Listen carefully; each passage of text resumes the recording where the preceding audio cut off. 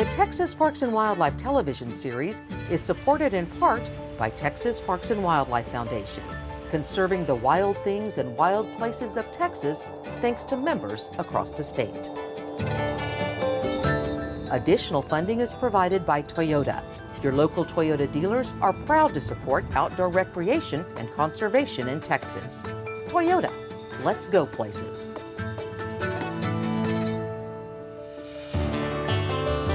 Coming up on Texas Parks and Wildlife. Maybe a little bit of a pride thing when you get to Cotton Feet. That's got to be the hottest spot in the whole race. You don't want to mess up. Our strategy is basically keep our energy up through the whole race so that we can finish. When they capture their prey, they pull it down and then bite at the neck to paralyze their prey.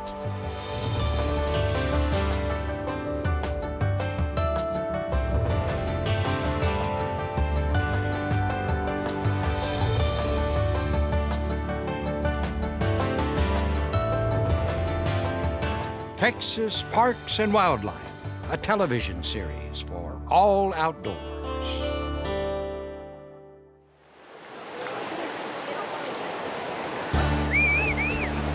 The Texas Water Safari, a race for warriors. You know, parts of the river have been just pressure washed, and it's just like a highway. It's like driving down I-35. But then, you know, you get to a spot that's completely junked up and jammed up. A race to reconnect. The partnership and the love that you feel, you know, going through this, it's just amazing. It's rewarding and ridiculous all at the same time.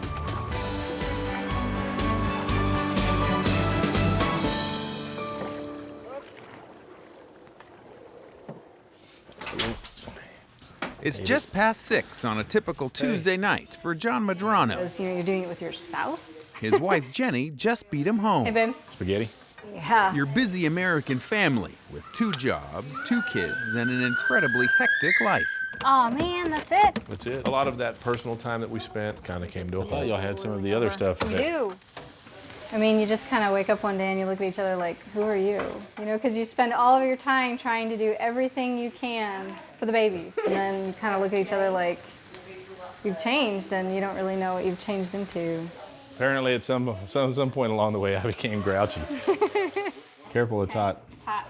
This here boo-boo, does it hurt? Which one? This one. Oh yeah, that's a callus. So tomorrow, it's like standard run. Get up at 4, out of here by 4:30. Totally spaced right now.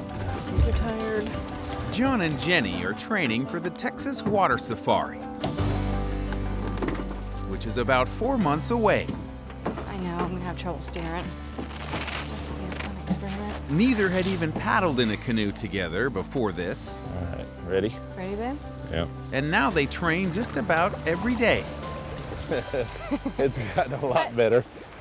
Compared to the first time we were out here, we didn't even have these paddles turned the right direction, as embarrassing as that is. They've named their team Couples Therapy. So we had lost a lot of time together, and this is, an effort in trying to get that back, and it's worked wonderfully. It's been healing and helpful for us in a lot of ways.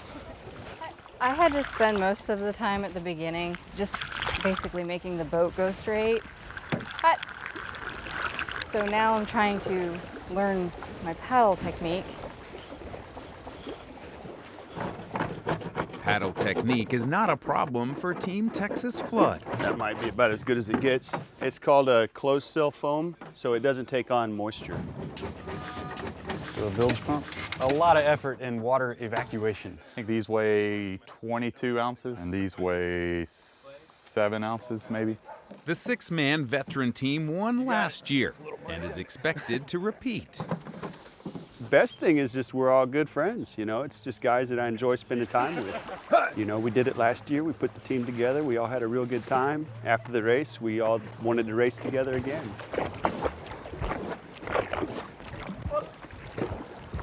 Training run.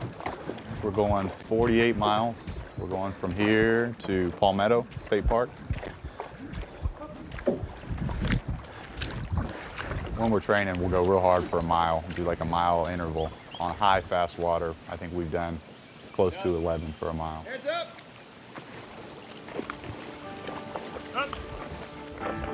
Deemed the world's toughest canoe race, the Texas Water Safari is a 260-mile river adventure from San Marcos to Seadrift.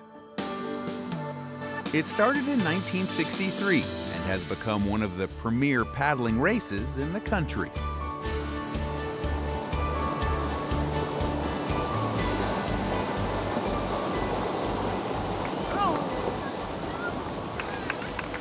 Look at him.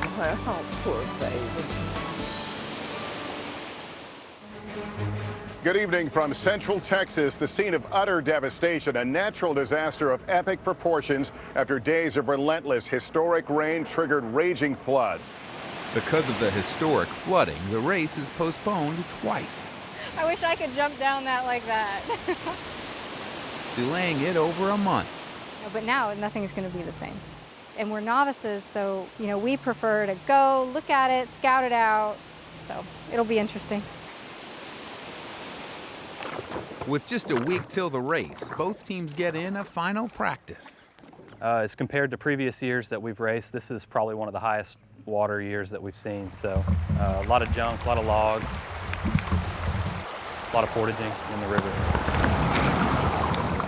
The six-man team swamps at Cottonseed Rapid. So we've been practicing this stretch all spring, and we had it each turn just down pat, we were nailing it. And then it flooded, and everything has changed. And we've got almost zero time to learn the whole river.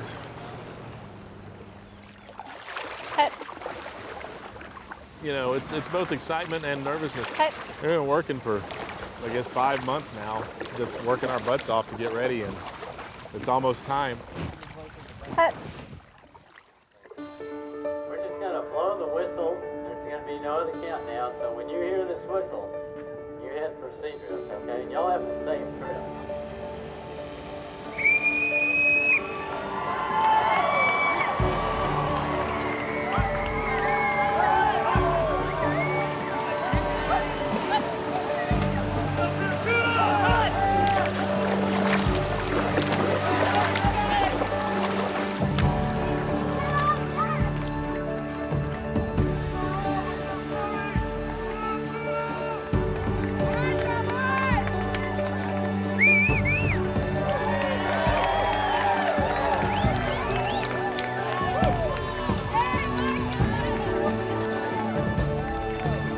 Maybe a little bit of a pride thing when you get to Cottonseed. That's got to be the hottest spot in the whole race.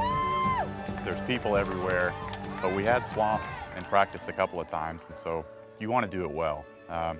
You don't want to risk messing up your race there by doing something silly, and you don't want to mess up.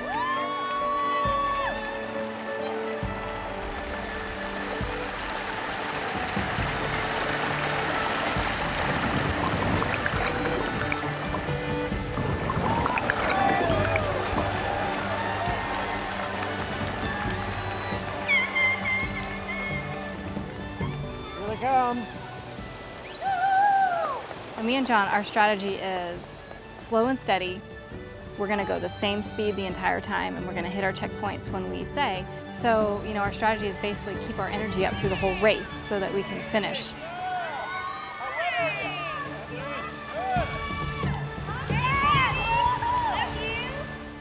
We are at Fentress on the San Marcos River waiting for Team 150 to come through. They'll throw their empty jugs out upriver. Get 3 jugs in each hand and just throw them in there when they go by, and they'll just keep on going. The paddlers aren't the only ones racing. Support teams scramble to stay a step and a stop ahead. We stay up. We don't sleep. Might get like a 20-minute nap somewhere, but for the most part, we have to keep going through the whole night. It's fun. It may be less fun tomorrow if you ask me. I think we got it. Here, I can get that. Leg on it.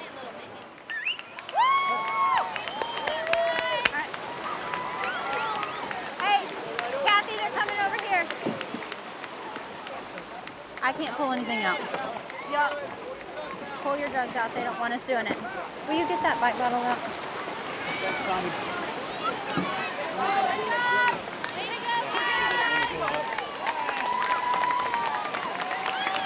Now we gotta hurry up and wait somewhere else.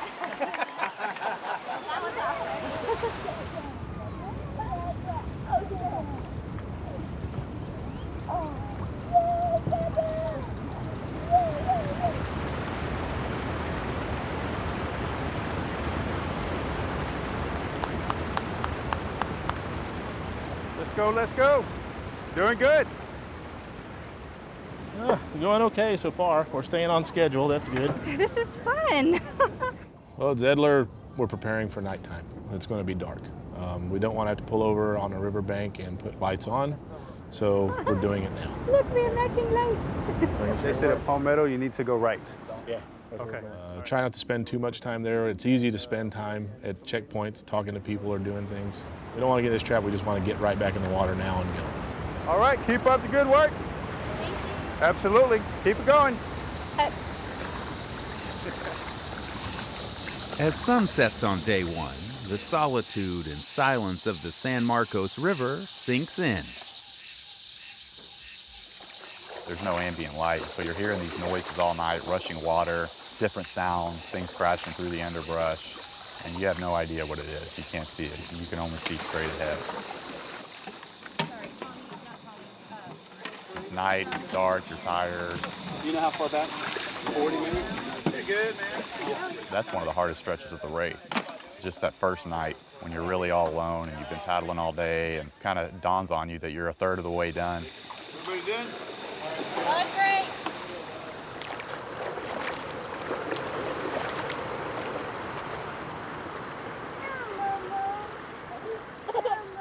Hang on. Look, baby, Daddy's in the boat. Say, go, Dad, go. You gotta be louder so he can hear you. Go, Dad. Hey, babe. You look good. This is my vacation, man. This is a hell of a lot easier than going to work every day. I mean, for sure. So this day two, when you're super tired and all you're focusing on is staying healthy and trying to get that paddle in the water and pull on it hard, you've totally forgotten about everything else. You get to this real simple existence. It's just a beautiful river. Year after year, you see things change. You see the same magnificent tree year after year, certain places that no one has access to unless you paddle to it.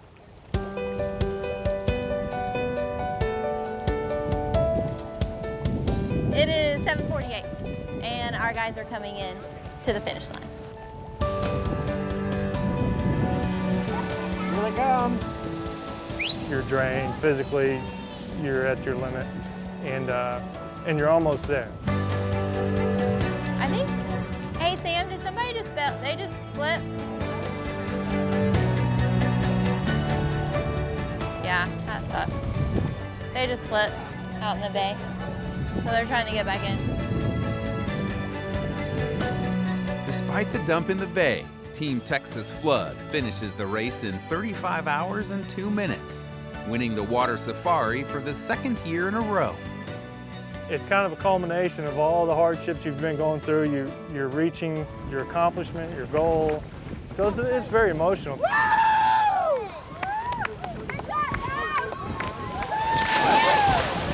To reach that point, you've put your stamp on it, good or bad, and you can look back and be proud of what you've done.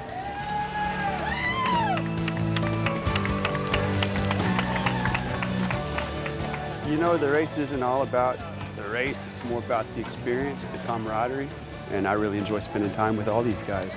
That's what's important, you know, really. Right here, guys, right here.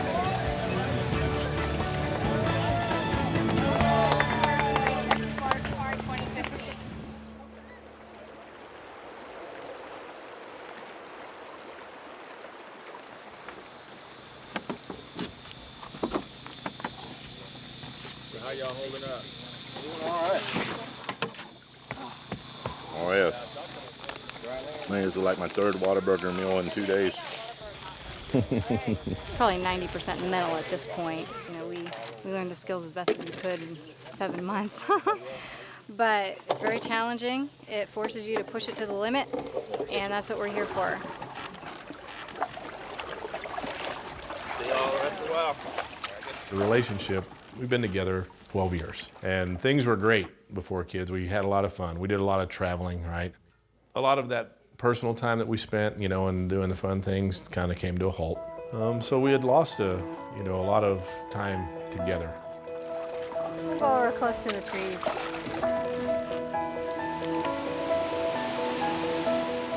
Get pounded from waves from both sides. You better hurry. Yep.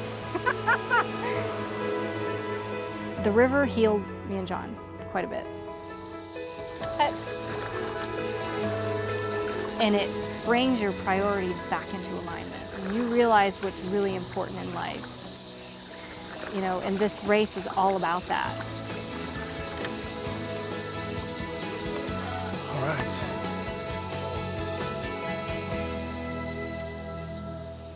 How we doing? Over here. All right. Doing wonderful. Right here, right here. That was miserable. Go past the blinking light. Oh, that was just never ending. You guys doing awesome. John was a little concerned about me. I'm hallucinating pretty badly. At least for good hallucinations. Also right now, we're not taking care of ourselves like we have throughout the race. Every hour we ate, consumed stuff, we were making sure we were drinking a lot. We weren't doing these basic things to keep ourselves healthy. You know what I need? There's no I need a Zantac. I have like raging heartburn.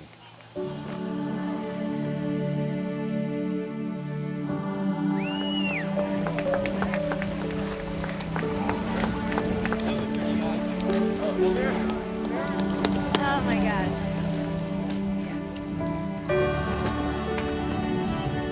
Yeah, they took a beating this time.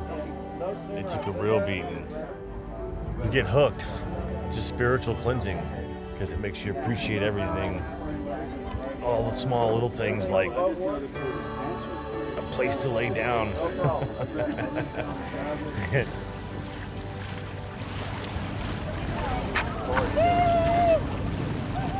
They've persevered through a lot. Sleep deprivation, not eating a lot, maybe not being able to hold down food. They've accomplished quite a big feat.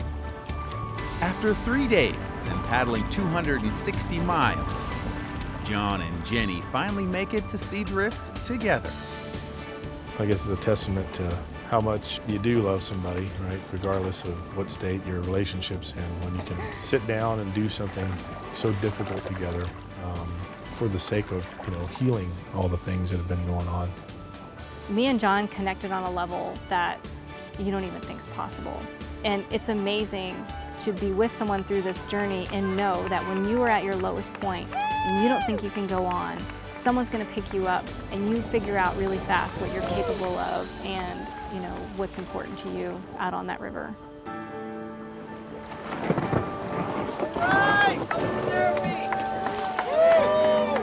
It's great. It's a wonderful feeling.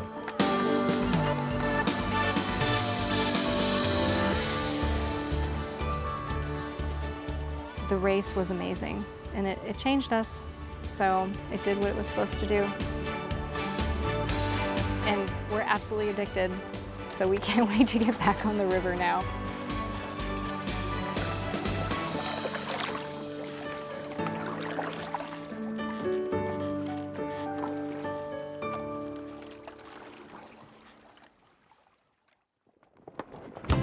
You can help support Texas Parks and Wildlife's big game conservation efforts through the bighorn sheep and white-tailed deer conservation license plate program.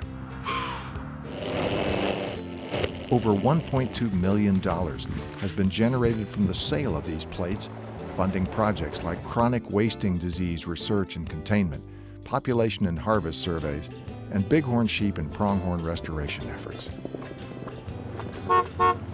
Every plate on a car, truck, or trailer means more money for big game in Texas.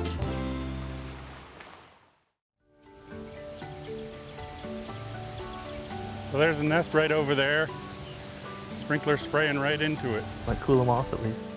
Oh yeah, there's one above the nest. Oh yeah, look at that. These birds are Loggerhead Shrikes. And despite the occasional unplanned shower, this city park in Round Rock, Texas, has turned out to be a pretty good place to build a nest. Here comes the sprinkler, hitting them again. This is a 570-acre park in a very urbanized area, and there's at least 14 different pairs with young. It's not necessarily the ideal place as far as we're concerned. It's managed for recreational purposes, and it's in a suburban community, but there's something about it that they like. The loggerhead in the bird's name refers to its fairly large head in relation to the rest of the body. The Loggerhead Shrike is unusual in that it's a songbird with a raptor's habits. Its diet consists of bugs and insects, but it also eats lizards, snakes, mice, and even other songbirds. One of the things that it has is a hooked bill. When they capture their prey, they catch it on the back like a lion in the savannah and pull it down and then bite at the neck to paralyze their prey. Then the shrike will do something that is really interesting. It impales its meal on something sharp, like a thorn or barbed wire. Their feet aren't strong enough to hold on to it and tear it apart like a raptor would, so they put it on thorns so that the thorn can hold the food and they can use their bill to get pieces to feed their young. Kind of a story of brains versus brawn. Smart enough to learn to adapt and use its environment, and so it's kind of a neat little bird in that way. Jim Giacomo came to this park looking for scissor-tailed flycatchers. What he found was a lot of Loggerhead Shrikes. They're a common bird that's in serious decline. They're declining by 6% a year in this area. So they're eggs. They're listed as endangered in Canada. They span across all of North America down into Mexico. They're one of the many grassland birds that are in trouble right now.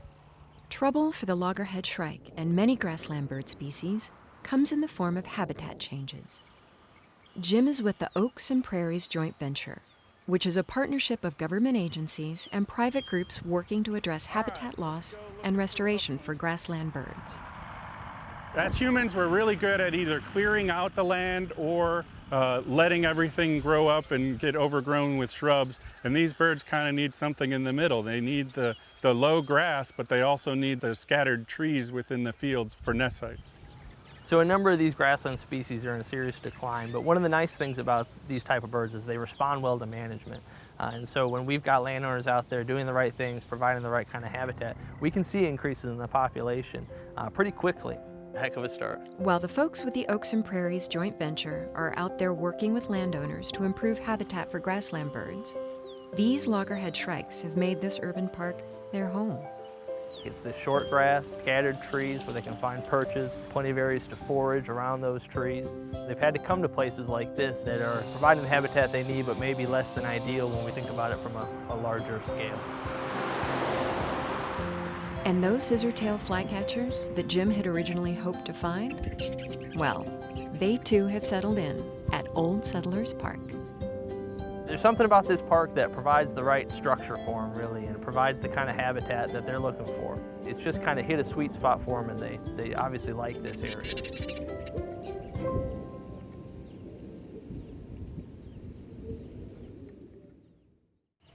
This project was funded in part by a grant from the Wildlife Restoration Program.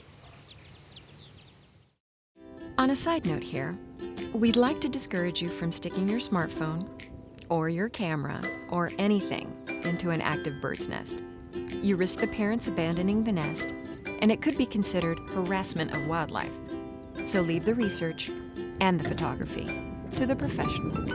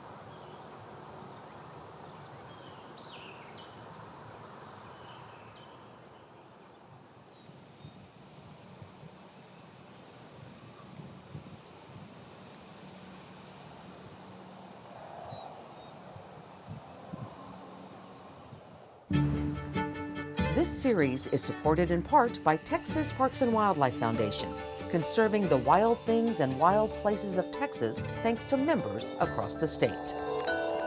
Additional funding is provided by Toyota. Your local Toyota dealers are proud to support outdoor recreation and conservation in Texas. Toyota, let's go places.